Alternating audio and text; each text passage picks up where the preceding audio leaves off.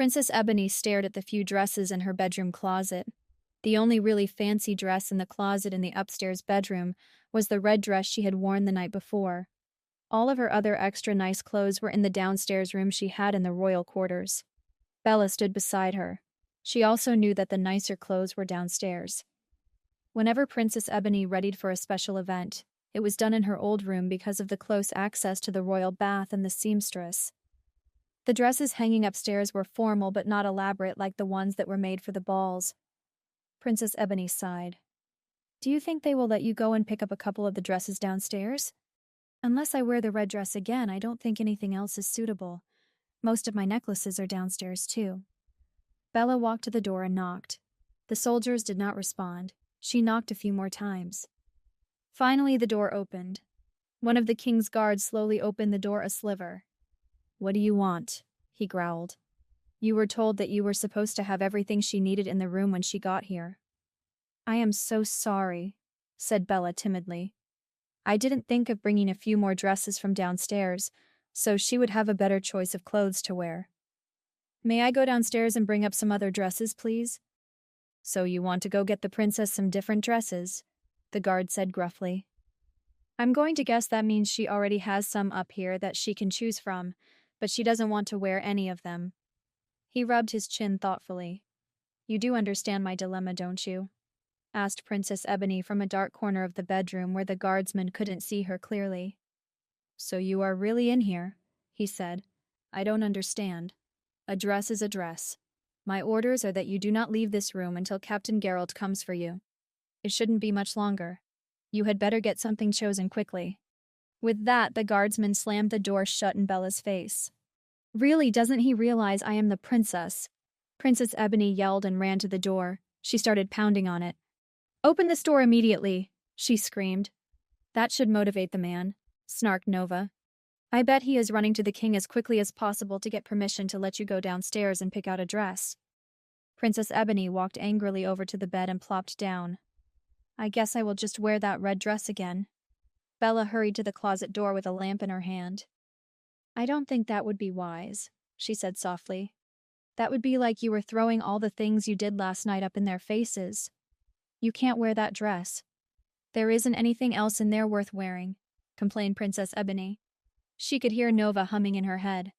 "Yay, go ahead and tune me out," she snapped at Nova. Nova ignored her. Bella stepped into the closet. She was careful not to get the lamp too close to the few gowns available to them besides the red one. She looked at them carefully. "Here's one that might be suitable," exclaimed Bella. "What could be in there that is suitable?" scoffed Princess Ebony. Bella ignored her sarcasm. Since the talk earlier, she wasn't afraid of Princess Ebony anymore. Laurel was acting differently too. Though Laurel was trying to keep the conversation on the down low, Bella could tell that she was having one with Nova. Bella pulled out a dark sapphire-colored dress. It had a modest square neckline and a high bodice that was form-fitting. There were diamonds and ice blue sapphires on the bodice surrounding the neckline. The flowing skirt was also trimmed in diamonds and sapphires. "I think this one is perfect," beamed Bella. "Get up and take a look at it," said Nova. "Or you may be going to the council meeting half naked. That would be quite the trendsetter." Princess Ebony sighed and drug herself unwilling to the closet. Bella had set the lamp on the floor a few feet away and was pulling the dress out of the closet. She walked to a distance safely from the fire of the lamp and held the dress up in front of her. The gems sparkled softly in the lamplight. "That will have to do," said Princess Ebony. "I forgot that was in there." Now that she had agreed to something, Bella helped Princess slip the dress on. She quickly buttoned up the back for her and turned the princess around to look at her. Bella was pleased. "It looks good, Princess. Let's do something with your hair," she said as she led her to the dresser. She heard Laurel clearly when she told her they were running out of time. After she finished the princess's hair, she took a simple pair of diamond earrings and a choker-type diamond necklace from the jewelry box. "I don't want to wear that," Princess Ebony said. "There's got to be something different in there." "No," said Nova. "You are wearing that. Don't argue with me. It is modest and presentable." Princess Ebony huffed, but that didn't stop Bella from putting the earrings in her ears and the diamond choker around her neck. She couldn't deny the choices Bella had made were the right ones. Now looking at her reflection, she could see the wisdom in the choices Bella had made. Princess Ebony looked simply elegant. She didn't know that Nova had been pulling the strings all along. Nova had been instructing Bella's dragon, Laurel, to tell Bella exactly what to choose. Princess Ebony still didn't know that Nova could secretly communicate with other dragons. Nova had decided that she liked it that way. But instead of ordering Laurel, she had explained her reasons, and Laurel had agreed. Laurel had simply told Bella what she had been directed to without mentioning Nova. Bella trusted her dragon and obeyed. Nova was pleased with Laurel. She was personally excited that Bella and Laurel were getting the chance to leave Alarion. "Maybe we won't die today after all," sniffed Princess Ebony to Nova, as they stared at the reflection together in the mirror. Nova murmured, chin up Ebony. "We have no idea what the charges and the verdict will be, but no one is going to die today, especially not us." Princess Ebony had lost a lot of her confidence since being forced to stay in her room. She lifted her chin. She forced a smile on her face. "I will fake it until I make it," she proclaimed to Nova. "You are faking nothing," replied Nova softly. "You are Princess Ebony Antoinette Firestorm. You have been blessed by me, Nova, the strongest stone dragon to ever live. It is not our destiny to die today. Now answer the pounding on the door before Captain Geralt breaks his fist trying to get your attention." "Princess Ebony," Captain Geralt called as he knocked some more on the door. She hadn't even realized he was out there. She had been so concentrated on her thoughts of what was going to happen next. It didn't sound like he was pounding, but as thick as that door was, Nova was probably right. He had to be pounding very forcefully. Bella stood behind Princess Ebony as she had been looking in the mirror. Princess Ebony stood up. "Answer the door before Captain Geralt hurts himself while pounding on that door."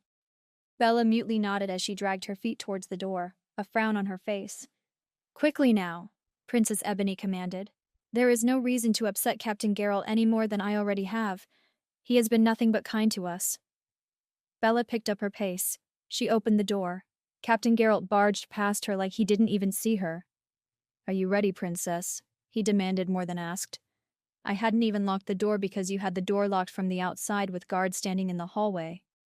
"You could have walked in any time," Princess Ebony said curtly. "With all due respect, my lady, I had no desire to walk in and you were not ready," he replied, calming down a bit. He couldn't help but admire how elegant Princess Ebony looked. Seeing her dressed as a princess should soothe his rattled nerves. He had been around her since birth. Even though at times her behavior had been outlandish, she was the king's only daughter. He was not looking forward to escorting her to the kangaroo court he knew waited for her. "We need to go now," he said. "The council has been in the throne room for a couple of hours. Now you have been called for." "Are all the councilmen here?" Princess Ebony asked.